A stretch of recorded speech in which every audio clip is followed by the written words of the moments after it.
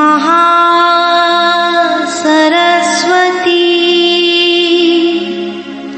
महाकाली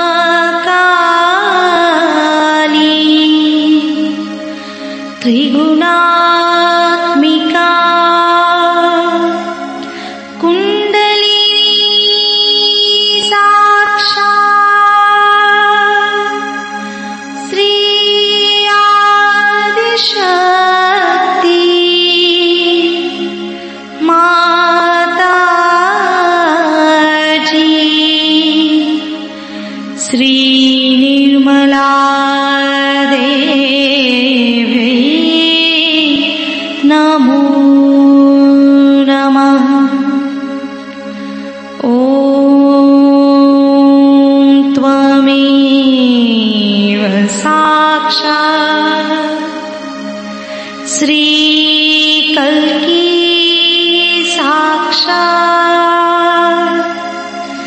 श्री आदिशक्ति माताजी श्री निर्मला देवी नमो नमः। ॐ त्वमेव साक्षात् श्री कल्की साक्षात् श्री सहस्रार स्वामिनी मोक्ष प्रदायिनी माताजी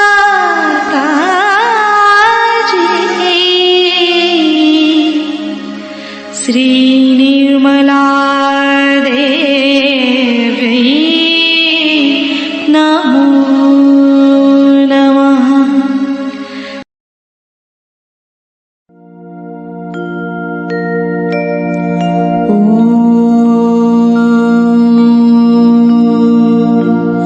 तमेव साक्षात् श्री गणेश साक्षात् श्री आदिशक्ति माताजी श्री निर्मला देवनी नमो नमः।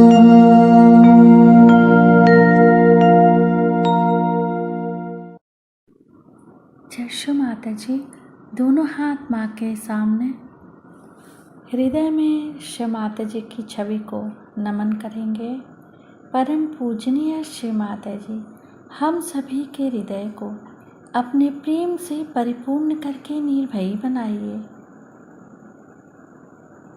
माँ की छवि को निरंतर अपने हृदय में देखेंगे। श्री माता जी, हम सबको क्षमा कर दीजिए, हम सभी अज्ञानी हैं। दोनों हाथों पे अपने चित्त में, अपनी आँखों में श्री माता जी की छवि को देखते रहेंगे।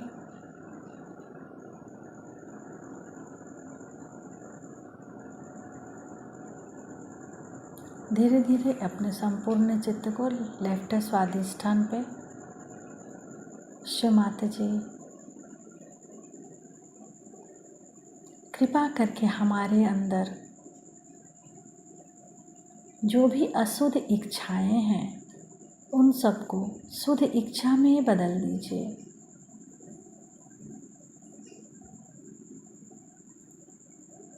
अपना संपूर्ण चित्त बाह्य स्वादिष्ठान पे ही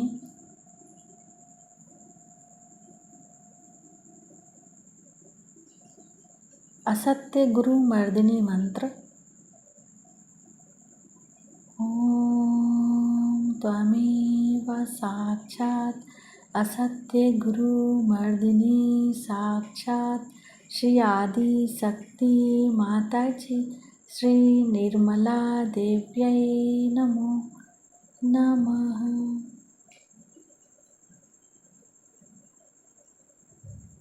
श्री माता जी, हमारे अंदर जो कुछ भी पिछले जन्मों से आई हुई चीज़ें हैं उन सबको संपूर्ण रूप से नष्ट करके हमें निर्मल विद्या दीजिए। श्री माता जी, कृपा करके हमारे बाएं स्वादिष्ठान में शुद्ध इच्छा भर दीजिए।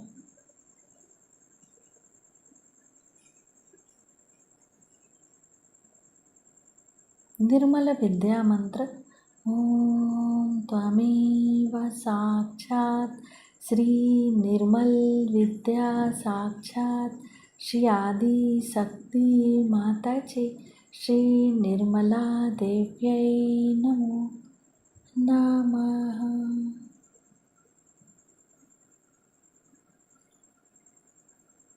अब अपने संपूर्ण चित्त को सेंटर स्वादिष्ठान पे, सेंटर स्वादिष्ठान से सेंटर नाभि, सेंटर हृदय, सेंटर विशुद्धि, फ्रंट आज्ञा, फिर बैक आज्ञा, सिर का तालू भाग। श्री माता जी, आपकी अमृत वाणी को हम सहस्त्रार से सुन सके ऐसी कृपा कीजिए। सत्य को खोजने वाले सभी साधकों को हमारा प्रणाम।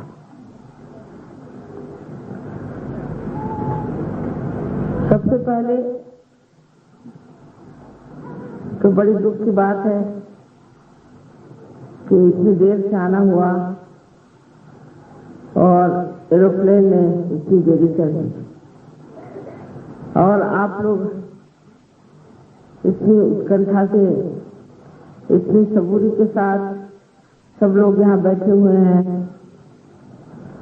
और हम वहाँ से एक असहाय माँ जो सोच रही थी कि किस तरह से वहाँ पहुँच जाए, आप लोगों को देखकर ऐसा लगता है कि ये दुनिया बदलने के दिन आ ही गए।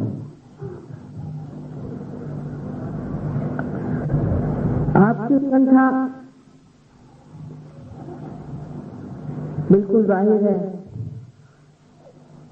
और आपकी इच्छा यही है कि हम सत्य को प्राप्त करें। सत्य के बारे में एक बात कहनी है कि सत्य जैसा है वैसा ही है।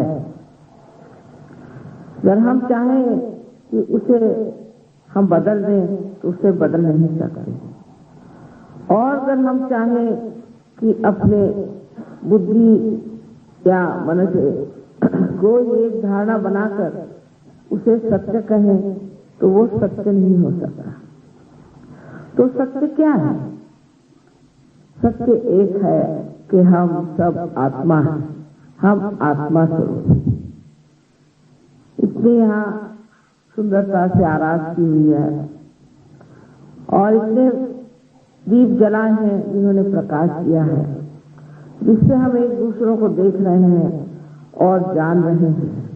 पर अगर यहाँ अज्ञान का अंधार हो, अंधियारा छाया हुआ हो और हम उस अज्ञान में खोए हुए हैं, तो एक ही बात जाननी चाहिए कि हम सब प्रकाशमय हो सकते हैं और हमारे अंदर भी दीप जल सकता है, और ये दीप हम बहुत आसानी से प्रज्वलित कर सकते हैं, जला सकते हैं और उसका उजाला सारे संसार में हम फैला सकते हैं।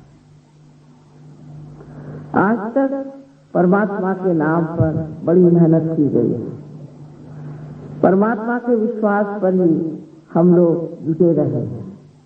ये बात और किसी देश में नहीं, जो हमारे देश में है कि कितनी भी विपत्तियां आई, कितनी भी तकलीफ हुई, तो भी हम सोचते रहे कि एक दिन ऐसा आएगा कि परमात्मा हमें जरूर रास्ता दिखाएगा और हम उस सुवर्ण दिन की राह देखते रहे जहां हम अपने मोक्ष को प्राप्त करें। हमें सिर्फ अपने अज्ञान से मोक्ष मिलना है, और यह अज्ञान हमारे अंदर तरह तरह की चीजों से बसा हुआ। जैसे कि बचपन से कोई बात बताई जाती है, 4 लोगों से सुनते हैं, या हम किसी एक धर्म में पैदा हो गए तो उस धर्म की बातें जो चल पड़ी वही हमारे लिए विशेष हो जाती, और वो हर जगह अलग अलग रूप लेकर के ऐसी कुछ विचित्र हो जाती है कि हमारे बच्चे पूछते हैं कि ये सब करने से क्या फायदा हुआ। आप इतना सब कुछ करते हैं लेकिन आप में तो कोई अंतर नहीं हुआ, और कोई आदमी अगर हिंदू हो, चाहे मुसलमान हो, चाहे ईसाई हो, चाहे सिख हो, हर जाति का, हर धर्म का आदमी हर प्रकार का पाप कर सकता है, हर तरह का गुनाह कर सकता है। ये कैसे? अगर हम लोग धार्मिक हैं और हमारे अंदर का धर्म है तो हमसे गुनाह कैसे होता है?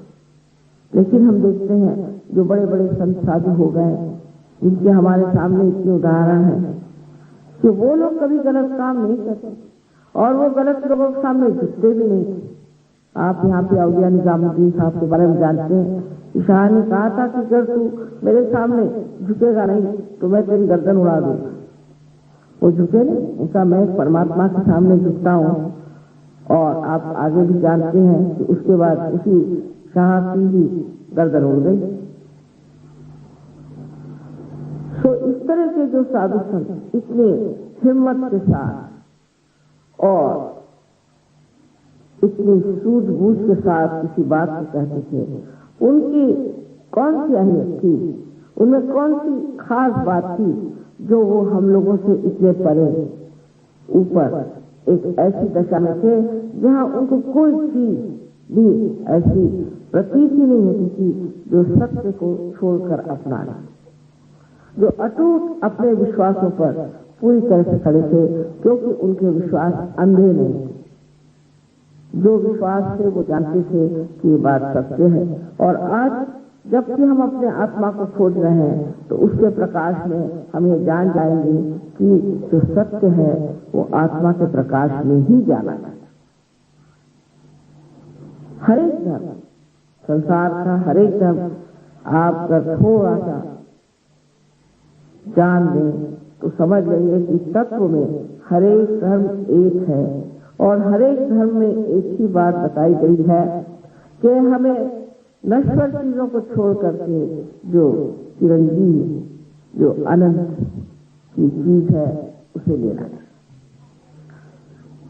हम लोग बहुत बार संसारिक बातों में इस तरह से लपट जाते हैं कि इस चीज को भूल जाते हैं कि जो नश्वर चीजें हैं जहाँ तक है वहां तक ठीक है, लेकिन उसमें अतिशयता कर देने से हमारा सर्वनाश हो जाता है, क्योंकि वो ही स्वयं नाशमय है, अंत में हमारा भी नाश हो जाता है। लेकिन इस सब को जानने के लिए हमारे अंदर ज्ञान होना चाहिए। ज्ञान का मतलब ये नहीं कि पढ़ना लिखना। बहुत से लोग हैं मुझे बताते हैं कि हम तो रोज जो है शिवलीला अमृत पढ़ते हैं और हम रोज एक पूरा उसका अध्याय पूरा करते हैं, लेकिन आपके अंदर उससे कोई परिवर्तन हुआ? क्या आप शिवलीला पढ़ने के बाद ऐसा कह सकते हैं कि इसके बाद आप कोई गुनाह नहीं करेंगे? या आप कुरान पढ़ने के बाद ऐसा कह सकते हैं कि अब इसके बाद हम कोई गुनाह नहीं करेंगे? या ग्रंथ साहब को पढ़ने के बाद क्या आप कह सकते हैं कि हम कोई गुनाह नहीं करेंगे? तो इन महान किताबों में जो लिखा है वो एक लिखी हुई चीज हो गई, वो हमारे अंदर नहीं है। जो कुछ भी है वो बाहर है, और उसमें अगर हम सोचते हैं कि इसको पढ़ने मात्र से ही हम ठीक हो जाएंगे तो यह हमारी गलत धारणा है। सिर्फ ये जान लेना चाहिए, इसका बोध होना चाहिए, यानी अपने नसों में आपको जानना चाहिए चारों तरफ फैली हुई ये परमात्मा की शक्ति है, ऐसा कहा जाता है।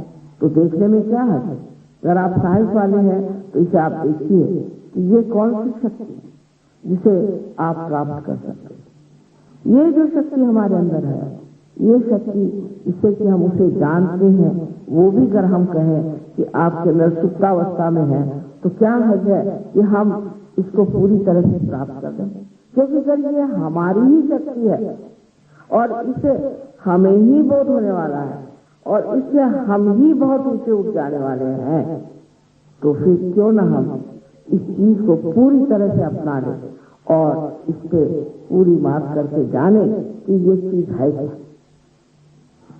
आपसे पहले ही बताया गया है, डॉक्टर साहब कह रहे थे कि हमारे अंदर कुंडलिनी नाम की शक्ति है, हमारे अंदर चक्र है और कुंडलिनी जागरण होती है, उससे हमारा ब्रह्मरंध्र जो है, जो तालु भाग है, वो खुल जाता है और उसमें से ठंडी ठंडी हवा आने लगती है और आप चारों तरफ भी ठंडी ठंडी हवा देते। पर इसका क्या प्रमाण, ये जो ठंडी ठंडी हवा है यही वो चीज है जिसे परम चैतन्य कहते हैं। एक दिन ऐसा हुआ था कि हमारा कहीं लेक्चर इन लोगों ने रखा, तो उन लोगों ने आकर के बताया कि हम आपको मानते नहीं क्योंकि आप ब्राह्मण नहीं। तो हम तो कुछ बोले नहीं। सब लोगों ने कहा अच्छा ठीक है, हमने लेक्चर तो पेपर में दे दिया, अगर आप मानते नहीं हैं तो ठीक है, हम ऐसा करते हैं कि कैंसिल तो कर देंगे, लेकिन हम आपका नाम दे देंगे कि इन्होंने ऐसे ऐसे मना कर। कहने नहीं ऐसे नहीं, तो ठीक है, वहाँ प्रोग्राम हुआ। अब इन्होंने मुझे आगे की कोई बात नहीं बताई।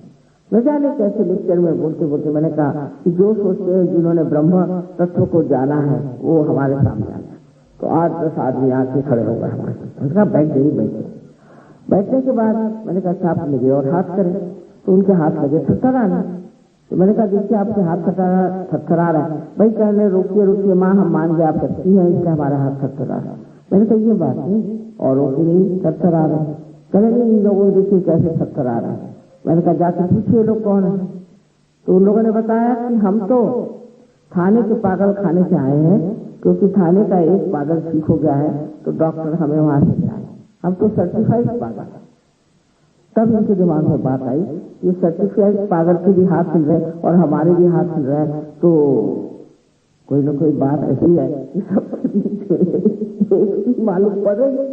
तब फिर कहने लगे कि माँ ये चीज क्या है। मैंने कहा बेटे ये परम चैतन्य है जो तुम्हें भी हिला रहा है उनको भी हिला रहा है, लेकिन तुम इसे प्राप्त करो।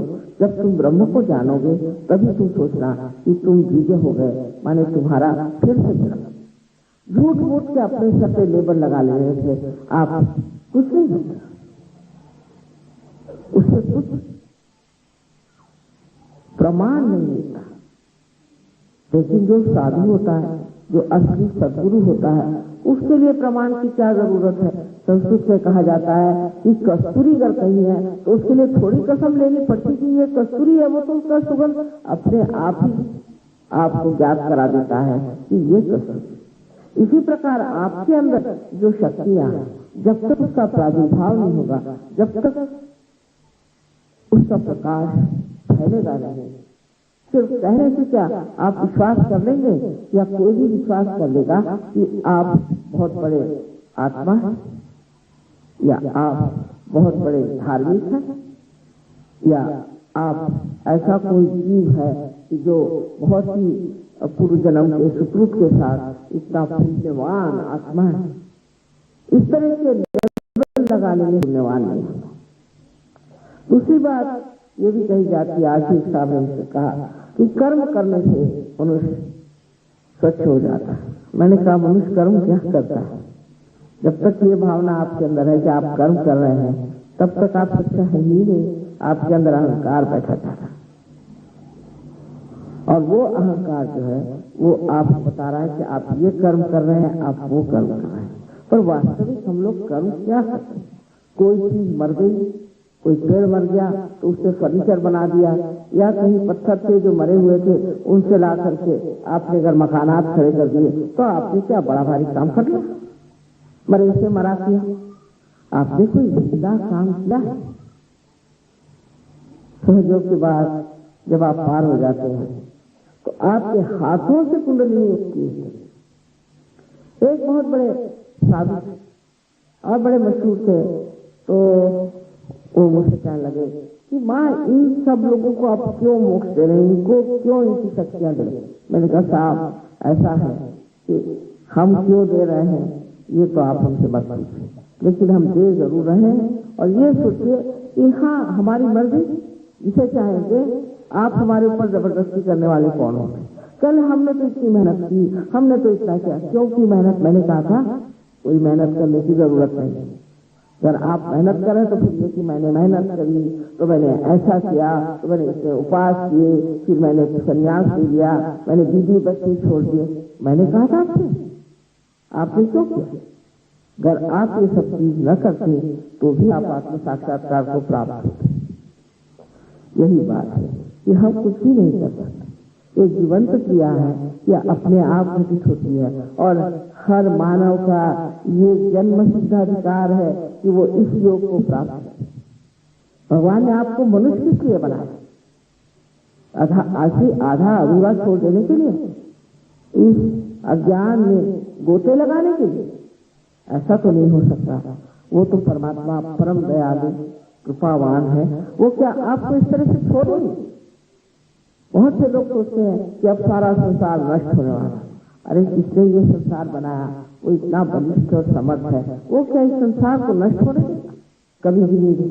और इसलिए जान लीजिए कि आप लोगों में से ही वो बलिष्ठ लोग तैयार होंगे जो सारे संसार को बदल सकते हैं और सारी दुनिया में आनंद ला सकते। आज खूब देर हो गई है, इसलिए मैं चाहती हूँ कि बहुत बड़ा लेक्चर न दे, पर मैंने सोचा है कि 16 तारीख को फिर से नोएडा में मैं आऊंगी और इतनी देर में।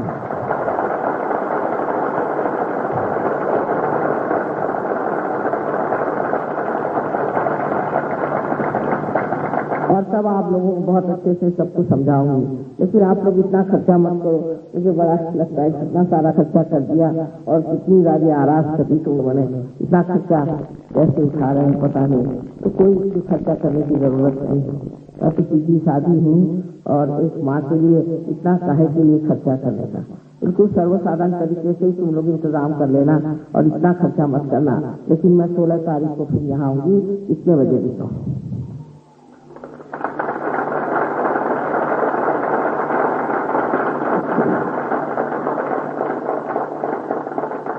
अब देर बहुत हो गई है, आप लोग भी से इंतजार कर रहे थे। हालांकि मैं चाहती कि आप लोग मुझे सवाल पूछें और मैं उसका जवाब दूं, लेकिन ये हो सकता है कि आप लोग सवाल लिखें और 16 तारीख को मैं आपके सब सवालों का जवाब दूं। दूसरी बात ये भी है कि ये जैसे यहाँ इतने सारे आपने लाइट्स लगाए और पर तो पूछे कि भाई इन लाइट्स को इस तरह से जलाना है, तो कहेंगे एक स्विच है उसे जला दीजिए, लाइट हो जाएगा। इसी प्रकार आपके अंदर भी पूर्ण व्यवस्था हो गई। परमात्मा के यहाँ भी नोएडा वाले लोग रहते हैं, उन्होंने बहुत सुंदर सारी व्यवस्था आपके अंदर कर रखी है व्यवस्थित रूप से। और बस एक स्विच लगाने की बात है तो वो सब हो जाएगा। अब अगर कोई नोएडा वाले यहाँ से बताए कि यहाँ से बिजली लाए, कहाँ से ये ले आए, वहां से वो लाए, ये बिजली का इतिहास क्या है, तो सरदर्द हो जाएगा। आप कहेंगे भैया पहले बत्ती लगाओ फिर बात करें। ऐसी ही बात है, सहयोग में पहले आप अपना प्रकाश प्राप्त हो और उसके बाद हम फिर बात करें। तो हो सकता है कि आज अभी हम लोग इसका प्रयोग करें और उसके बाद फिर आप लोग 16 तारीख को आए तो फिर पूरी तरह से विशद रूप से हम बताएं। और जिन लोगों को आज अनुभव नहीं होगा उनको फिर 16 तारीख को तो अवश्य हो ही जाएगा। तो फिर से मैं चाहती हूँ कि बहुत दुख है मुझे कि इतनी देर से आई हूँ, लेकिन इससे ये भी है कि जो नितांत का परमेश्वर को चाहते हैं वो सब यहीं बैठे हुए। ऐसे तो हमारा टाइम इधर उधर बहुत बीत जाता है। लेकिन उन्होंने कहा भी था कि 9 तारीख को तो रामायण 9 बजे तो रामायण खत्म होगी तभी लोग आएंगे। तो मैंने कहा भाई जो रामायण को देखना चाहते हैं वो रामायण देखें और जो अपने को जानना चाहते हैं वो आए जाए। और वैसा ही हुआ, आप इतने बड़ी तादाद से आए हैं और देखकर बहुत आनंद आया। इतने लोग सत्य को खोज रहे हैं और परमात्मा को खोज रहे हैं। आप सबको आनंद का आशीर्वाद।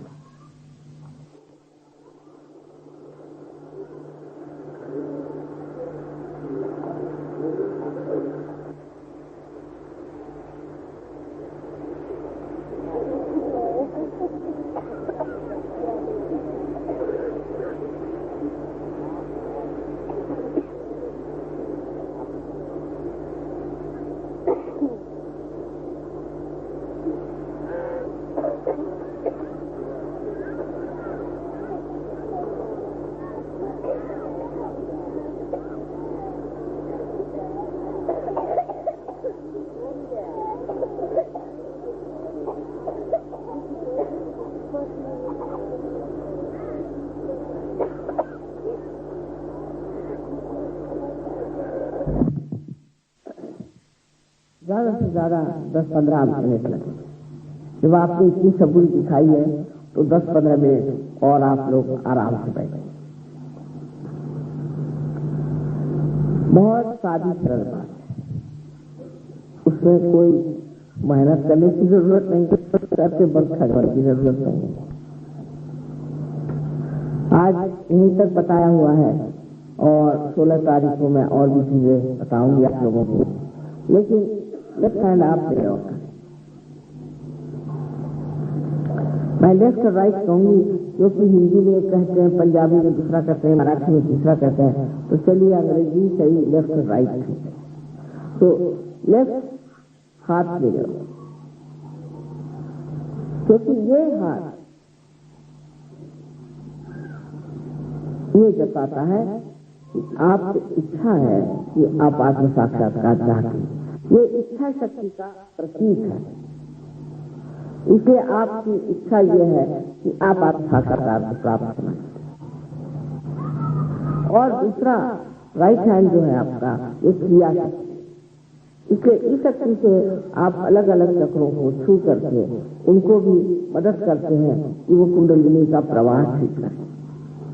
इसलिए ये हम कर रहे हैं, वैसे जरूरत है नहीं आप लोगों की, लेकिन इसलिए कर रहे हैं कि आगे को भी आपको थोड़ा बहुत इसका अभ्यास हो।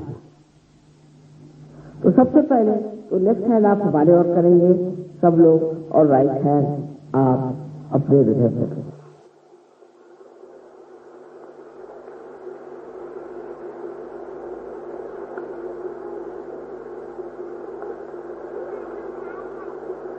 अपने हृदय में आत्मा का वास है। तो आत्मा जो है ये परमात्मा का प्रतिबिंब है, और कुंडलिनी जो है ये आदि शक्ति का, माने परमात्मा की इच्छा शक्ति का प्रतिबिंब है।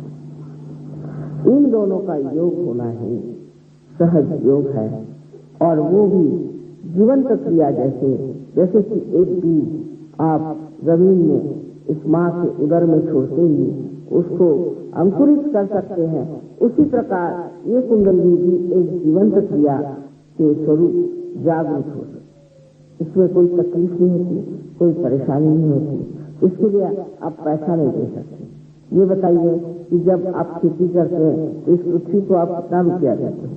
क्या वो समझती है रुपया पैसा? या वो बीज जो होता है वो समझता है कि इतना रुपया लेना चाहिए भाई अंकुरित होने? इसलिए इसी प्रकार ये दोनों ही कार्य बुद्धि से परे जीवंत क्रिया में होते हैं। आपसे मैं ये कहूंगी कि आप अब अपना हाथ हृदय पे रखें, और उसके बाद अपना हाथ सब हम काम लेफ्ट साइड में करें।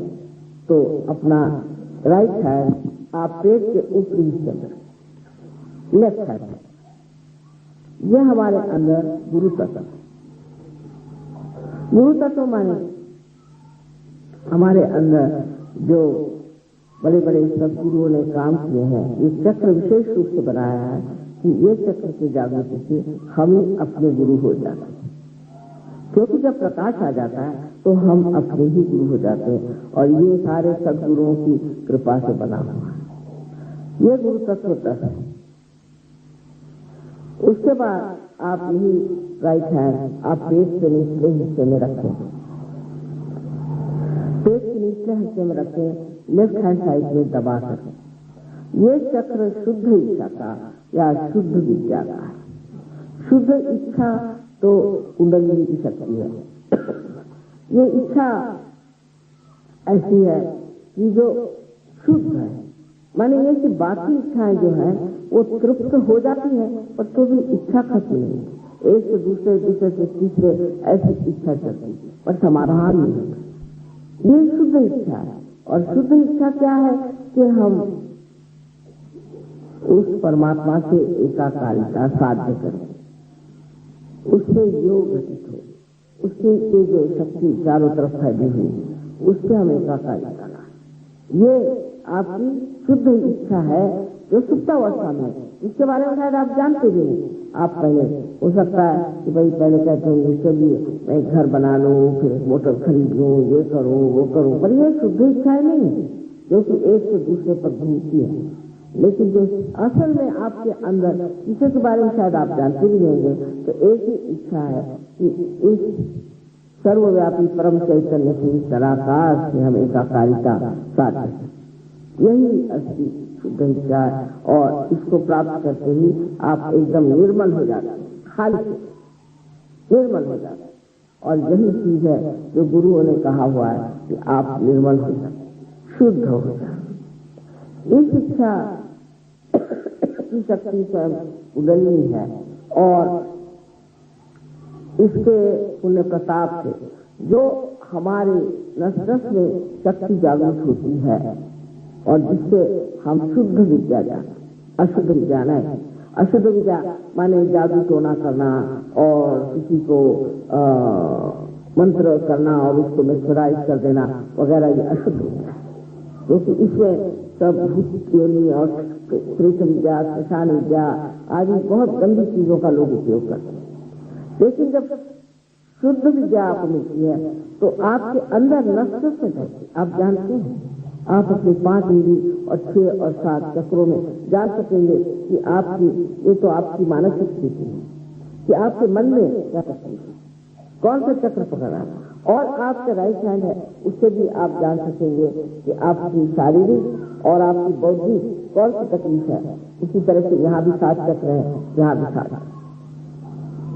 आपके उंगलियों पे आप जान सकेंगे कि आपको कौन सी तकलीफ। मोहम्मद साहब ने कहा हुआ है कि जब क़याम आएगा, जब आपका पुनरुत्थान का समय आएगा, जब रेजरेक्शन के समय आएगा, तब आपके हाथ बोलेंगे और आपके खिलाफ शहादत देंगे।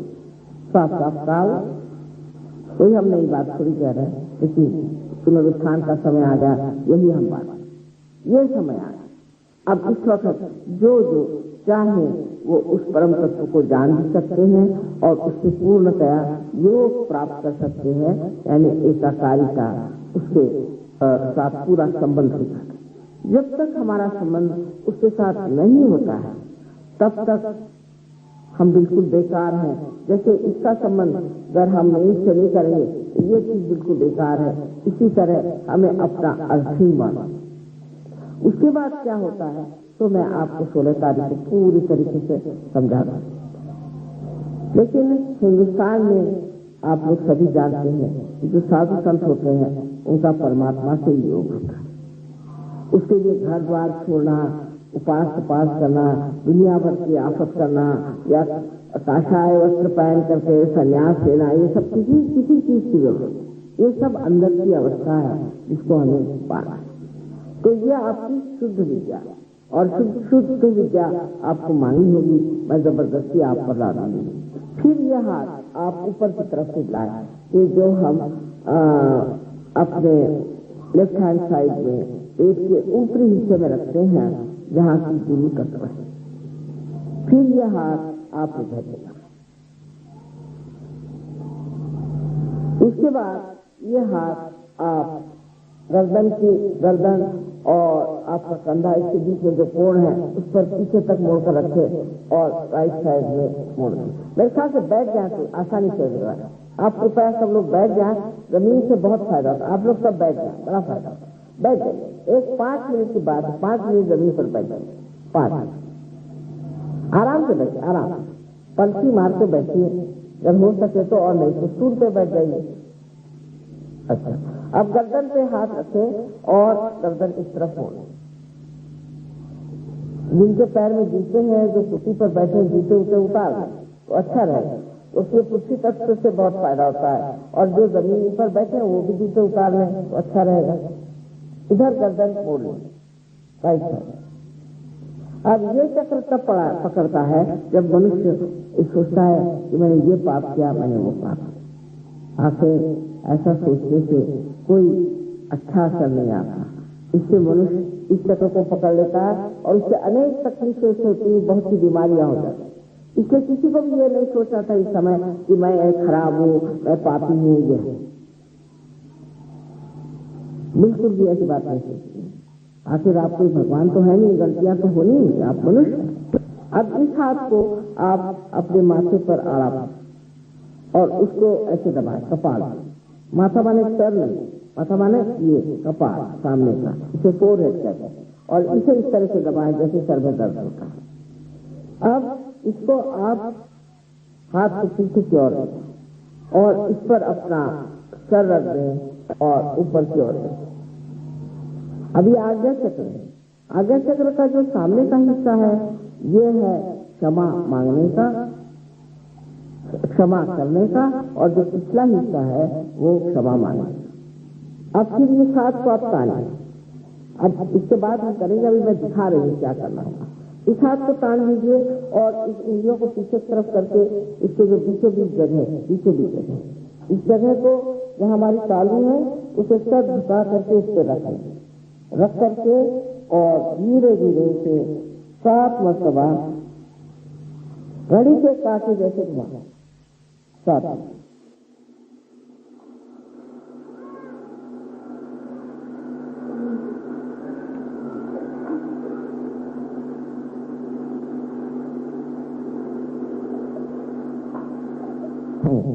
बस इतना ही आपको करना। अच्छा, आप सब लोग आंख बंद कर दें, चश्मे भी उतार दें, क्योंकि आपको आंख खोलने की कोई जरूरत नहीं। इसलिए आप सब लोग चश्मे उतार दें और आराम से बैठें। अगर पैर में जूते वगैरह हो तो उसे उतार लें, और अगर कोई चीज कस रही हो तो वो भी नहीं करता।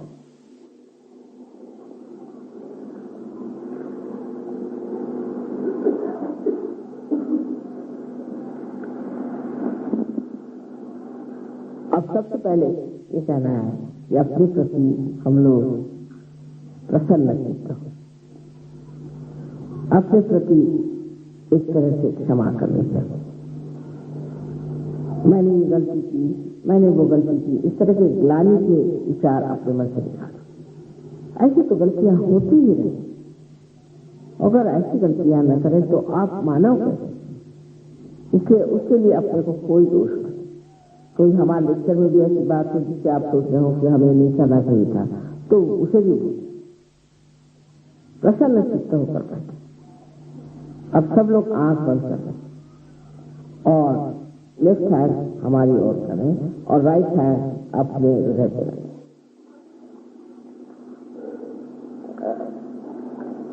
लेफ्ट हैंड अपने हृदय पे रख के आप मुझसे जैसे कंप्यूटर से सवाल पूछते हैं, ऐसा एक बहुत महत्वपूर्ण आप मुझे सवाल करें। और वो सवाल ये है कि श्री माता जी, क्या मैं आत्मा हूँ? ये सवाल आपकी बात है।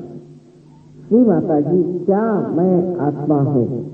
सब लोग आंख बंद करके पूर्ण शांति से अपने हृदय पे हाथ रखकर और लेफ्ट हैंड हमारी ओर करके और कृपया पूछे, श्री माता जी, क्या मैं आत्मा हूँ? 3 बार पूछिए। आपको गर्दन हिलाने की जरूरत नहीं, शरीर हिलाने की जरूरत नहीं, बिल्कुल शांति पूर्वक पूछे।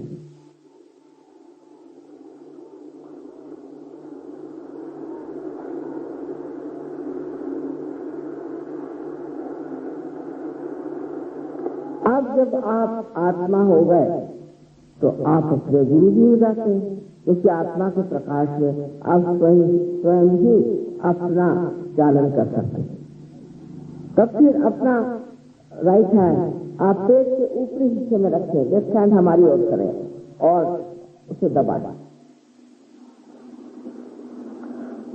और यहाँ पर आप पेट को दबा करके लेफ्ट हैंड साइड में एक दूसरा सवाल पूछे, श्री माता जी, क्या मैं स्वयं का गुरु हूँ? श्री माता जी, क्या मैं स्वयं का गुरु हूँ? 3 मरतबा ये सवाल पूछिए।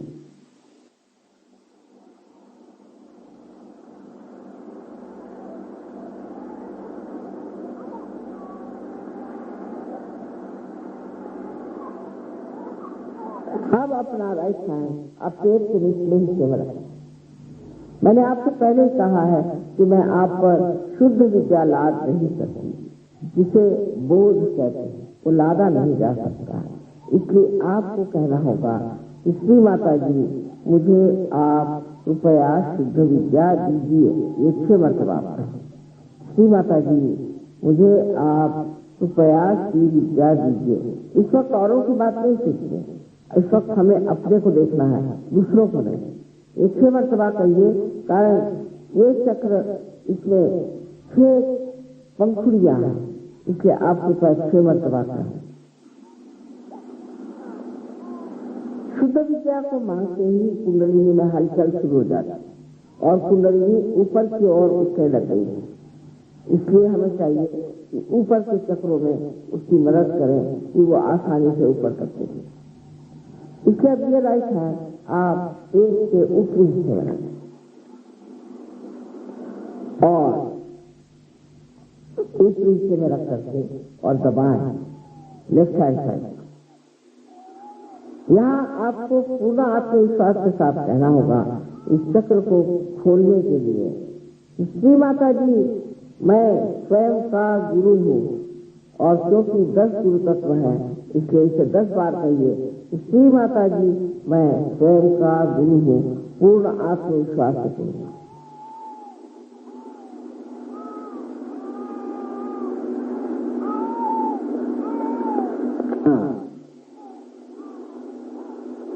अब इस राइट हैंड को आप अपने हृदय पे रखें, लेकिन जान लीजिए ये सबसे महत्वपूर्ण चक्र भी है और प्रश्न भी है, इसका उत्तर आपको देना है पूर्ण आत्मविश्वास के साथ। इसको हृदय पे रखें और आप कहें पूर्ण आत्मविश्वास के साथ, श्री माता जी मैं आत्मा हूँ। इसे 12 बार, श्री माता जी मैं आत्मा हूँ, इसे आप 12 बार।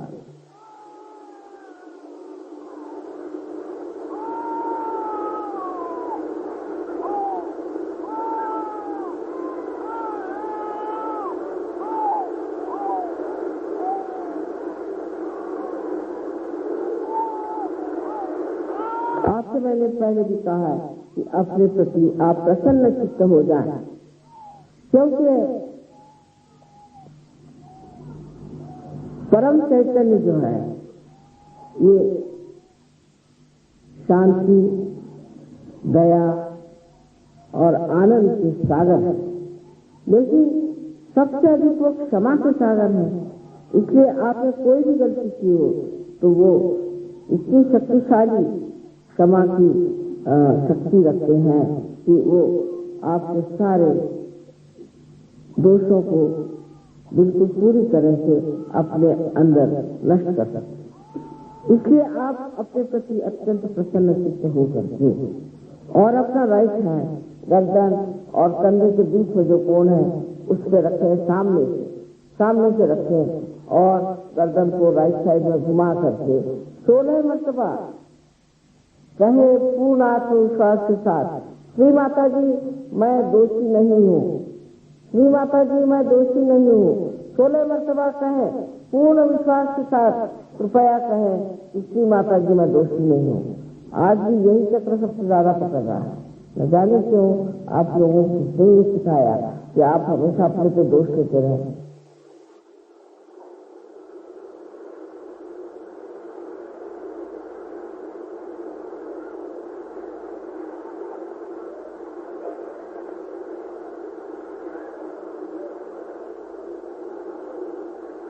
भी आप हैं, उसको कुंडलिनी जो आपकी माँ है, आपकी अपनी खुद निजी वैयक्तिक आपकी माँ है, उसको जानने दीजिए। आप क्यों अपना न्याय करते हैं, आप अपनी क्यों जस्टिस निकाल रहे हैं, उसको जानने दीजिए। वो सब कुछ आपके बारे में जानती है,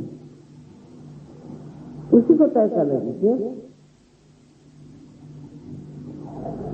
अब अपना राइट हैंड कपाल पे दोनों तरफ दबा के पकड़ेंगे और यहाँ पर आपको कहना होगा कि श्री माता जी हमने सबको एक साथ क्षमा कर दिया। अब बहुत से लोग कहते हैं कि बड़ा मुश्किल है क्षमा करना। देखिए आपको ये बताना चाहती हूँ कि आप क्षमा करें या न करें ये दोनों ही भ्रम है, लेकिन अगर आप क्षमा नहीं करते हैं तो आप दूसरों के हाथ खेलते हैं। इसलिए कृपया आप सबको क्षमा करें, कृपया आप सबको क्षमा करें। मन से इतने बार का सवाल है, हृदय से एक साथ कह दीजिए, एक का नाम गिनने की जरूरत नहीं, इसने क्या किया ये जानने की जरूरत नहीं, सिर्फ इतना कहिए, श्री माता जी हमने सबको एक साथ क्षमा कर दिया है पूर्ण हृदय से। अब यह आप सर के पीछे हिस्से में ले जाएं और उस पर अपना सर पूरी तरह से घें और इसके बाद आप अपने समाधान के लिए अपने बारे में ऐसा कहें कि हे परम चैतन्य, हे अगर हमसे कोई गलती हुई हो तो आप हमें क्षमा कर दें, लेकिन उस वक्त आप अपनी गलतियां न गिनते बैठे। कृपया कोई दोष लेते हुए स्वच्छ हृदय से कहें कि हमारी जो भी गलतियां हुई हो क्या आप क्षमा करें।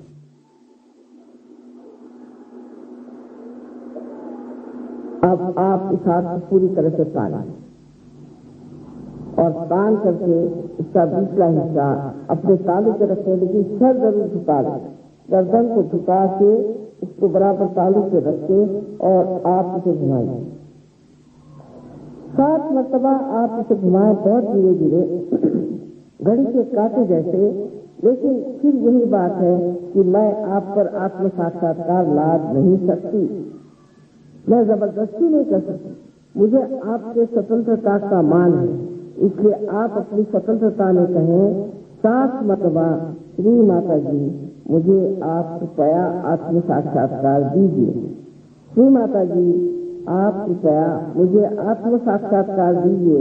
ऐसे आप 7 मरतबा कहते और अपनी ताली को घुमाएं, सर से झुका के 7 बार। अब मैं प्रणव फूकूंगी, इसलिए आप सर झुका लें और कार्य हो जाएगा।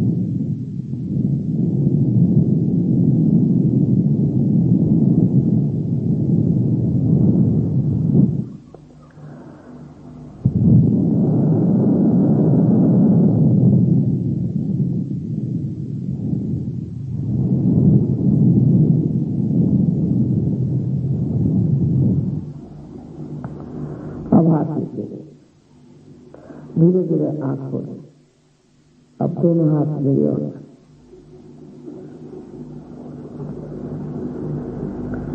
अब अपना राइट हैंड मेरे और ऐसे ऊपर रखें, राइट हैंड, और गर्दन झुका करके और लेफ्ट हैंड से देखें कि आपके तालू भाग से जहाँ आपकी नरम हड्डी थी बचपन में, वहां से ठंडी ठंडी हवा आ रही है, और अगर गर्म आ रही तो कोई है नहीं, पर देखिए गर्म या ठंडी हवा आप ही के तालू में आना चाहिए, आप ही को अपना बताना होगा, मेरे कहने से नहीं होना।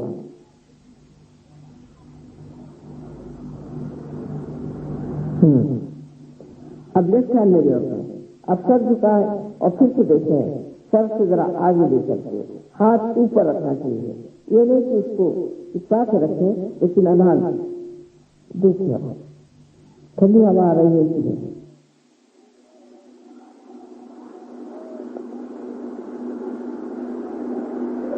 अब एक बार और देखें राइट हैंड मेरी ओर, और सर झुका के देखें कि ठंडी हवा आ रही है। किसी किसी को बहुत दूर तक आती है, अब दोनों हाथ आप आकाश की ओर करके गर्दन पीछे करें और एक प्रश्न करें, श्री माता जी क्या यही परम चैतन्य है? श्री माता जी क्या यही परमात्मा का प्रेम है?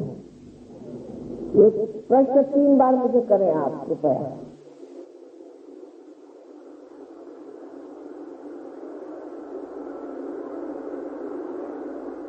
अब हाथ नीचे ले लीजिए, अब दूसरे हाथ से, अब दोनों हाथ से जोड़ धीरे धीरे आंखें खोलें। आप ये विचार हो जाना, बहुत एकदम से शांति लगेगी और ऐसा लगेगा कि आप बिल्कुल पूरी तरह से रिलैक्स हो गए,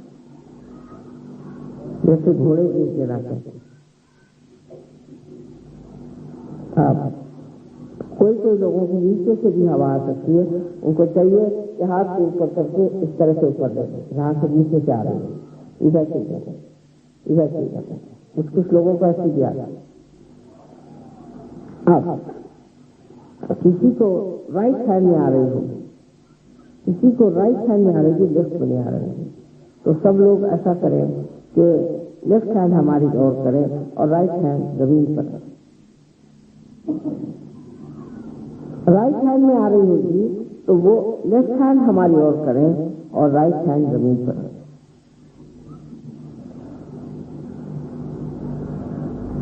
किसी के हाथ में आ रही होगी, सर में नहीं आ रही होगी, तो वो ऐसा कहें, श्री माता जी आप हमारे सर में आए।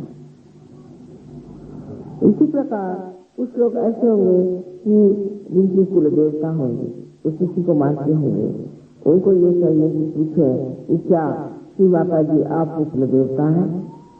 आप अगर किसी गुरु को मानते हैं, नानक साहब को मानते हैं जो असली सदगुरु हैं, तो पूछे क्या श्री माता जी आप नानक साहब हैं? महावीर हो तो महावीर के लिए पूछे, बुद्ध के लिए पूछे, हमें तो कोई डर नहीं, आप हमसे पूछे 3 बार। अब जिनके लेफ्ट हैंड में आती है और राइट हैंड में नहीं आती, वो राइट हैंड हमारी ओर करें। जिनके लेफ्ट हैंड में आती है और राइट हैंड में नहीं आती, वो राइट हैंड हमारे ओर करें, माने जो हैंड नहीं आती वो मेरे ओर करें, और जो लेफ्ट हैंड है उसे ऊपर से करें। आप इस तरह पीछे की तरफ।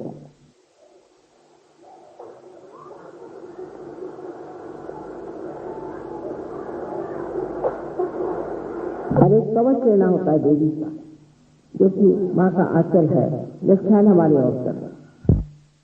इसलिए अब एक बार आपके पार होने के बाद, कुंडलिनी के जागरण के बाद, कोई ऐसी शक्ति आपको बता नहीं सकती, तो रोज सोने से पहले और सवेरे बाहर जाने से पहले आप कवच ले सकते हैं। तो लेफ्ट हैंड हमारी ओर करिए और राइट हैंड इधर से उठा करके और धीरे धीरे धीरे धीरे इधर लाए। 1 वापस से जाकर फिर 2, फिर वापस से जाकर 3, काले से उठाया, उसके बाद फिर ये 4, ये कवच 4 और ये 5 और ये 6 और ये 7 मर्तबा करने से 3.5 पूर्ण वलय हो जाते हैं, जो कुंडलिनी के 3.5 कुंडल हैं। अब कुंडलिनी को कैसे खाना है? आप बैठे बैठे लेफ्ट हैंड हमारी ओर करें, इस तरफ लेफ्ट हैंड ऐसे रखें, जैसे दिखाई दे रहा है। लेफ्ट हैंड को कुंडलिनी के तरफ रखें, कुंडलिनी के कोणाकार रस्सी में है, इस तरह से रखें, और राइट हैंड को उसके ऊपर लपेट के चलें, इस तरह से। अब चलिए लपेटते हैं, ये लेफ्ट हैंड सीधा रखें, राइट हैंड लपेट के चलें, लपेट के आप गर्दन ऊपर करके और इसकी एक गांठ बांध देंगे, कुंडलिनी की गांठ एक। आप हमारी आवाज। अच्छा, फिर दूसरा हाथ उसे इस तरह से लेफ्ट हैंड को रखें और राइट हैंड उससे लपेटते हुए फिर दूसरी बार उठाइए, उठाते उठाते गर्दन पीछे की ओर ले जा करके और इसे फिर खूब अच्छे से दूसरी बार बांधिए। आप तीसरी बार 3 गांठ बांधिए। ऐसे ही हाथ रखते हुए आप चलते जाइए इस तरह से बराबर, और फिर गर्दन को पीछे में ले जा करके और फिर एक गांठ, फिर एक दूसरी तरफ और फिर एक तीसरी तरफ आपने बांध दिया फिर। अब हाथ दे दो।